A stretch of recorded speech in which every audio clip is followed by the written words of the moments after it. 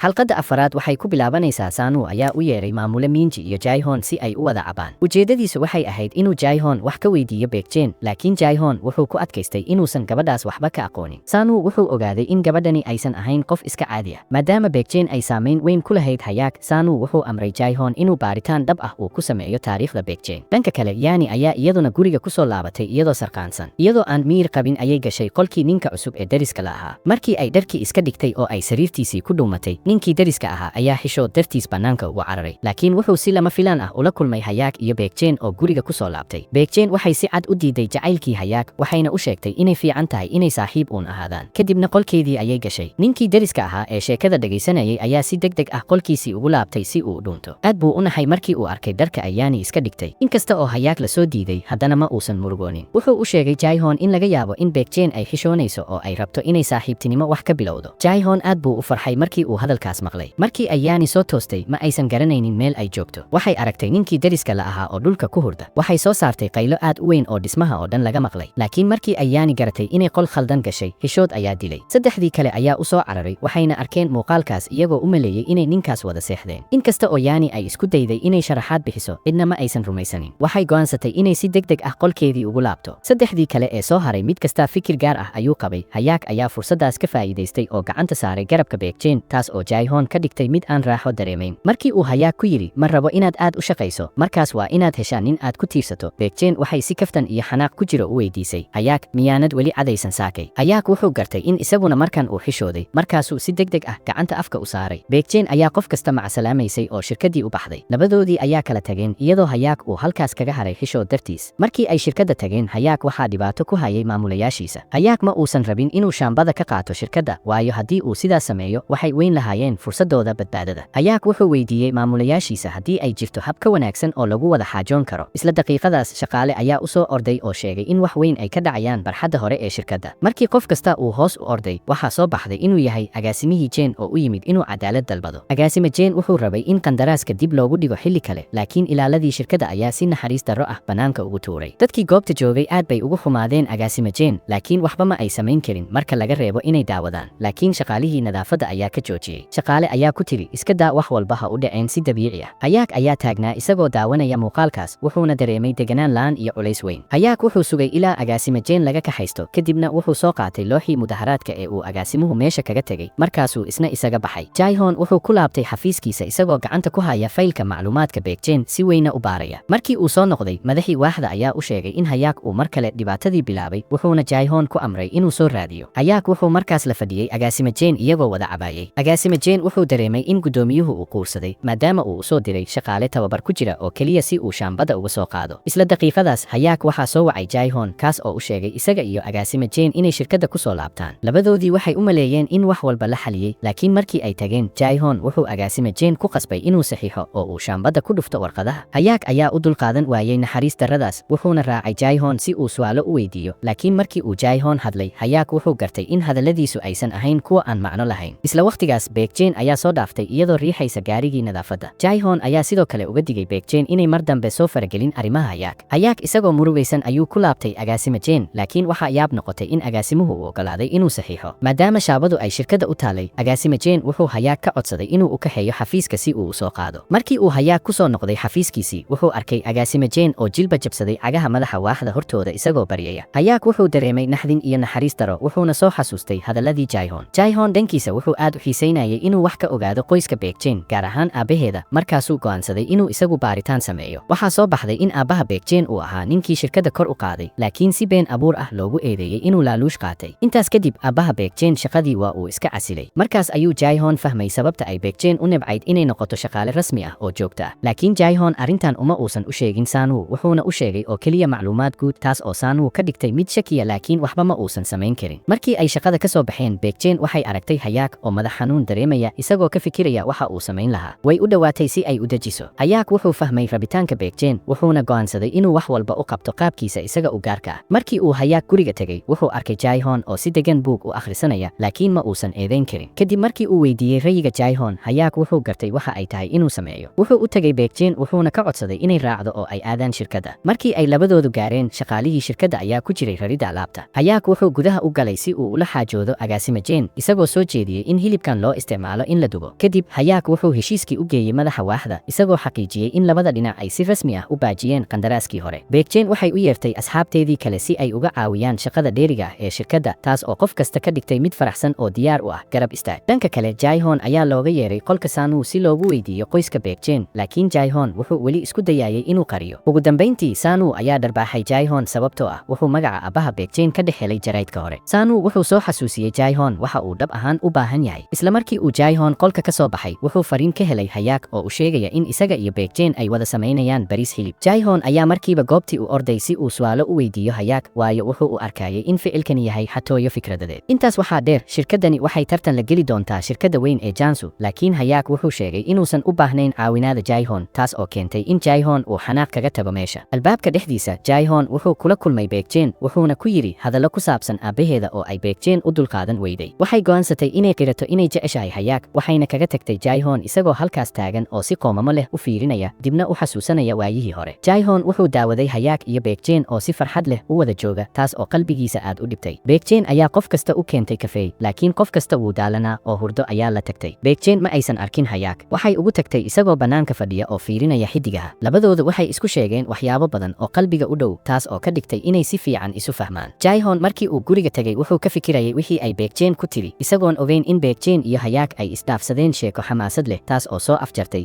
saaxiibtinimadii oo jacayl isu beddeshay. Sheekadaas waxay u dhacday sababtoo ah hayaak wuxuu rabay inuu u caddeeyo Beekjeen inay iyaduna dareen u qabto, laakiin si lama filaan ah Beekjeen waxay sheegtay inay rabto inay saaxiib uun sii ahaadaan. Waxay caddeeyeen xiriirkooda, kadibna Beekjeen si degdeg ah ayay meesha uga tagtay sababtoo ah waxay rabtay inay qariso dareenkeeda kacsan. Beekjeen si cad ayay u ogaatay inay jeceshahay hayaak, laakiin waxay dareemaysay inayna wada joogi karin. Hayaak wuxuu halkaas fadhiyey isagoo garan waayey waxa uu ku khaldamay ee ka dhigay inay sidaas u dhaqanto. Hayaak ayaa guriga ku soo laabtay. Xilli Jae-hoon uu weli madax xanuun la ildarnaa tirooyinka shaqada ee badan awgeed, hayaak ayaa gadaashiisa taagnaa isagoo u gunnacaya wixii hadda dhacay. Jae-hoon wuxuu gartay inuusan jawigaas ku shaqayn karin, markaasuu go'aansaday inuu seexdo. Inkasta oo hayaak uu ka codsaday inuu sariirta la jiifto, Jae-hoon waa uu diiday. Beekjeen oo dabaqa sare deganayd iyaduna hurdada ayaa ka guurtay. Way garanaysay dareenkeeda, laakiin taasi kama dhignayn inay diyaar u tahay inay hayaak la saaxiibto. Waxaa u dhexeeyey farqi weyn, waxayna ogaatay inuusan hadda ahayn waqtigii ku habboonaa. Habeenkaas hayaak hadalkii ma joojin karin, taas oo keentay in Jae-hoon uu barkin ku tuuro si uu u seexdo. Subaxnimadii xigtay waxay ahayd maalintii shirkad kale ay khaanadaha suuqa soo dhigtay bariiskooda hilibka lagu sameeyey, laakiin waxay sidoo kale ahayd maalintii uu hayaak bilaabayay iibinta badeecadda shirkadiisa yar. Jae-hoon wuxuu ku yiri hayaak iska dhaaf mashruucan, laakiin hadalkaas ayaa hayaak siiyey dhiirigelin ka sii badan. Kooxda nadaafadda maadaama aysan muddo heer saacado dheeraad ah shaqaynaynin, qof kasta wuu daalanaa. Beekjeen meel kasta oo ay fiiriso waxay ku arkaysay sawirka hayaak. Way u dulqaadan weyday, markaasay qaylisay, taas oo qof kasta ka dhigtay mid walwala. Dadku ma aysan fahmin waxa uu hayaak ku samayn doono bariiskaas badan. Waxaa soo baxday in hayaak uu u tagay adeerkiisa oo madax ka ahaa silsilad weyn oo dukaamada waaweyn ah. Wuxuu ka codsaday in la siiyo miis yar oo uu wax ku iibiyo oo ku dhow miiska shirkadda. Hayaak wuxuu adeegsaday sir uu adeerkiisa hore ugu caawiyey si uu ugu qasbo inuu ogolaado. Ugu dambeyntii hayaak wuxuu la soo noqday war farxad leh, balse markii uu arkay Beekjeen oo baxaysa ayuu ka daba orday si uu u raali geliyo. Si kastaba ha ahaatee, badeecaddii hayaak ma helin dad iibsada bilowgii, taas oo qof kasta niyad jabisay. Sanu markii uu arkay badeecadda hayaak wuxuu isla markiiba lacag badan ku bixiyey xayeysiiska shirkadda ganacsiga si uu xayiraad u saaro walaalkiisa. Agaasime Sion oo arrintan ogaaday ayaa bilaabay inuu si qoto dheer u fikiro. Kooxda hayaak waxay u baxeen inay wax soo cunaan si ay xaaladda uga wada hadlaan, laakiin markii ay fiiriyeen wejiga agaasime Jeen wuxuu u muuqday mid quustay. Nasiib wanaag, mid ka mid ah shaqaalaha nadaafadda ayaa ahaa khabiir dhanka suuq geynta ah, wuxuuna u sheegay sirta xeeladiisa. Beekjeen ayaana go'aansatay inay suuqa dhexdiisa istaagto oo ay dadka ugu yeerto cod dheer. Xeeladaas cusub awgeed, badeecaddii waxay bilowday inay dareen hesho. Muddo yar gudaheed dhammaan bariiskii hilibka waa la iibiyey. Duhurkii Beekjeen waxay ka codsatay agaasime Sion oo saaxiib la ahaa aabaheeda inay wada qadeeyaan. Waxay weydiisay sababta uu shaqada adag ee shaabada uu siiyey hayaak. Agaasime Sion wuxuu yiri wuxuu rabay inuu arko sida uu hayaak u maareeyo dhibka. Madaxa waaxda oo aad u xanaaqsan ayaa u yimid hayaak si uu u weydiiyo sababta uu tartankan u galay. Muran kadib waxay ogaadeen in dadkani ay u samaynayaan keliya si ay u noolaadaan. Waxay la yaabeen in dakhliga shirkadda yar ee uu kor u kacay. Haweeney ayaa bannaanka taagnayd oo hadalkaas bannaanka ka maqashay. Dadkii kale ayay u sheegtay, qof kastaana wuxuu bilaabay inuu u walwalo hayaak. Waqtigaas gudoomiyaha ayaa hayaak ugu yeeray xafiiskiisa si uu u weydiiyo wixii dhacay. Gudoomiyaha ayaa go'aansaday inuu shaqada ka buriyo hayaak, laakiin hayaak ayaa aabihiisa ka naxsaday markii uu sheegay inuu hab u dhiskii uu bedelo. Wuxuu kula taliyey aabbaha inuu ku noolaado nolol wax lala wadaago dadka kale ah. Dhanka kale Sanu oo ag taagnaa ayaa isku dayay inuu sii kiciyo khilaafka u dhexeeya wiilka iyo aabbaha si uu uga faa'iidaysto. Markii uu gudoomiyuhu u dulqaadan waayey hadalka hayaak ayuu amray in bannaanka looga saaro. Si lama filaan ah, qof ayaa u soo orday oo sheegay inay soo waceen madaxtooyada Kuuriyada Koonfureed. Gudoomiyaha ayaa taleefanka ku qabtay walwal, laakiin wuxuu u muuqday mid uu aad ula yaabay warka uu maqlay. Beekjeen waxay u tagtay cunto kariyaha shirkadda kale ee mas'uulka ka ahaa cuntada hilibka si ay raaligelin u siiso, laakiin ninkaas wuxuu dalbaday magdhow lacageed. Beekjeen ayaa markiiba soo saartay xogtii iibka ee labada badeecadood. Waxay tustay in suuqa uusan ka xumeyn balse uu kaba sii fiicnaaday sidii la filayay. Waxaaba intaas dheer in shirkadda uu madaxweynuhu ammaanay, saamiyadii shirkadduna ay kor u kaceen. Magaca shirkadda ayaa noqday midka ugu badan ee dadku internetka ka raadinayeen, taas oo ka dhigtay guddoomiyaha mid aad u faraxsan. Haddii cunto kariyuhu uu hadda dacwad soo oogi lahaa, dadku waxay u arki lahaayeen qof bakhayl ah oo aan danta guud ka fikirin, taas oo ku khasabtay inuu isdhiibo oo uu aamuso. Waxaa soo baxday in guushaas ay ku timid kadib markii Beekjeen ay warkaas u sheegtay suxufi, maqaalkiina uu noqday mid aad loo hadal hayo oo shacabku taageereen. Tan ayaa loo arkay dhacdadii ugu farxadda badnayd ee soo marta shirkadda tan iyo markii la aasaasay. Shirkadda waxay go'aansatay inay dib u cusboonaysiiso qandaraaskii ay la lahayd shirkadda Simon. Kooxdii oo dhan ayaa u baxday inay guushaas u dabaaldegaan. Wax walba waxay ku guulaysteen dadaalka Hayaak iyo Beekjeen darteed. Kim wuxuu sameeyey xiriir aad u wanaagsan. Hayaak markii ugu horreysay ayuu cunay cuntadii ay Beekjeen jeclayd, isagoo aad u xiisaynayay, halka dadka kalena ay si farxad leh u sheekaysanayeen. Markii ay dib u soo laabanayeen, labadoodii way wada hadleen. Hayaak ayaa ka faa'iidaystay fursadda si uu gacanta u qabto Beekjeen, laakiin way diiday. Wuxuu isku dayay inuu ka dhaadhiciyo inaysan diidin qadarta jacaylka, laakiin Beekjeen ayaa ku kaftantay inay meesha dooli ay joogaan, taas oo sheekadii ka dhigtay mid qosol iyo farxad ku dhammaatay. Sanu ayaa u yeeray Jaehoon, wuxuuna ku yidhi ammaanta uu Hayaak helay waa nasiibkiisa keliya, duniduna waa mid aan cadaalad ahayn. Jaehoon isagoo aamusan ayuu meeshii ka tegey. Markii uu Jaehoon guriga tegey, wuxuu si lama filaan ah halkaas ugu arkay aabihiisa. Aabihiisa wuxuu u siday Hayaak dhar iyo cunto, laakiin Jaehoon wuxuu siiyey dareen yar, taas oo Jaehoon aad u calool xumaysay. Jaehoon ayaa cod dheer ku weydiiyey aabihiisa sababta uu nolosha oo dhan ugu dhibtoonayay oo uu weli ugu adeegayo qoyskaas ee uu naftiisa ugu huraayo. Hadalladaas waxay dib u xasuusiyeen xilligii aabbaha Jaehoon lagu eedeeyey dembi uusan gelin oo boolisku ka haysteen. Jaehoon wuxuu ogaa in aabihiisa uu shaqadan dhibka badan u hayo isaga dartiis, taas oo ka dhigtay Jaehoon inuu dareemo inuu yahay qof aan waxtar lahayn oo murugaysan. Aabihiisa waa uu baxay, balse labadooduba ma dareemayn farxad. Jaehoon ayaa keligiis fadhiistay halkaas isagoo ooynaya, kana fikiraya wixii uu samayn lahaa. Dabaqa sare, Yani iyo Beekjeen ayaa wada cabaayay oo sheekaysanayay. Yani waxay rabtay inay hubiso inaan loo fahmin dhacdadii xishoodka badnayd ee hore u dhacday. Kadib markii ay Beekjeen weydiisay rayigeeda, Yani waxay ogaatay inay dhab ahaan u jeceshahay Jaehoon. Dhanka kale, qoyska waxay wada qadaynayeen iyagoo aad u faraxsan maadaama saamiyada shirkaddu ay kor ugu kacayeen Hayaak dartiisa. Indhaha Sanu ee ku aadan Hayaak ma ahayn kuwa faraxsan haba yaraatee. Ma aha oo keliya intaas, laakiin intii lagu jiray qadada qoyska, Sanu wuxuu xusay Beekjeen inay tahay qofka caawiyey walaalkiisa, taas oo hooyada ku abuurtay xiiso weyn oo ay u qabto gabadhan. Sanu ayaa u tegay Beekjeen isagoo raacaya amarada hooyadiisa, wuxuuna uga digay inay ka fogaato Hayaak. Isla waqtigan, Beekjeen waxay maqashay hadal ku saabsan in aabbaheeda uu laaluush qaatay, taas oo aad uga xanaajisay. Si degdeg ayay meeshii uga tagtay iyadoo aan ogeyn in Hayaak uu bannaanka taagnaa oo uu maqlay dhammaan wada hadalladii dhex maray iyada iyo walaalkiisa. Hayaak ayaa gudaha u galay, wuxuuna si geesinimo leh u hor istaagay Sanu isagoo su'aalo weydiinaya. Dhanka kale, Beekjeen waxay u tagtay Jaehoon si ay u weydiiso runta ku saabsan eedayntii aabbaheeda. Si lama filaan ah, waxaa soo baxday in ninkii xaqiijiyey in aabbaheeda uu laaluush qaatay uu ahaa agaasime Jeen, waa ninkii ay iyadu markii hore badbaadisay. Beekjeen waxay go'aansatay inay la kulanto agaasime Jeen si ay si toos ah arrintan ugala hadasho. Hayaak wuxuu ku jiray qolka Sanu markii walaalkiisa uu u sheegay in markii la raadinayo haweeney, loo baahan yahay in la helo qof ku habboon xaaladda qoyska iyo heerka bulshada. Sanu wuxuu yidhi dadka Hayaak oo kale ah, qof kasta oo u soo dhawaada wuxuu leeyahay dan gaar ah, laakiin Hayaak ma aqbalin hadalkaas, wuuna la murmay isagoo walaalkiisa ka dhigay mid hadli waaya. Agaasime Jeen aad buu u naxay markii uu ogaaday in Beekjeen ay tahay gabadhii Suki, laakiin sababo isaga u gaar ah awgeed weli ma uusan sheegin runta dhabta ah. Wuxuu kaga tegay Beekjeen meeshii iyadoo wareersan oo aan garanayn wax ay ku samayso runtan cusub. Markii ay guriga u sii socotay, waxay dib u xasuustatay xasuusihii aabbaheeda. Waxay xasuustay maalintii ay aabbaheeda ku qancisay inuu soo noqdo iyadoo adeegsanaysa marmarsiyo ah inay gaajoonayso si ay u wada cunaan baasto. Beekjeen waxay ogeyd in aabbaheeda uu ahaa qof wanaagsan, sidaas darteed eedayntaas laaluushku waxay u muuqatay mid aan macno lahayn. Iyadoo guriga ku sii socota, waxay la kulantay Hayaak oo isna xaggeeda u soo socda. Si lama filaan ah, isna wuxuu yidhi waan gaajoonayaa, waxayna go'aansadeen inay wada karsadaan baasto. Hayaak wuxuu u sheegay in cuntada ugu macaan ee uu abid cunay ay ahayd baastadii ay Beekjeen u karisay maalintii ugu horreysay ee ay kulmeen. Beekjeen waxay garatay inay jirto qadar iyo xiriir ka dhexeeya labadooda, markaasay go'aansatay inaysan si fudud uga quusanin, balse ay si tartiib ah u barato oo ay xaggiisa u socoto. Muuqaalka like saar haddii ay tahay markii ugu horreysay aad soo booqato janaalka, subscribe dheh, gambaleelka furo si aad u hesho muuqaaladayda xiga. Mahadsanid.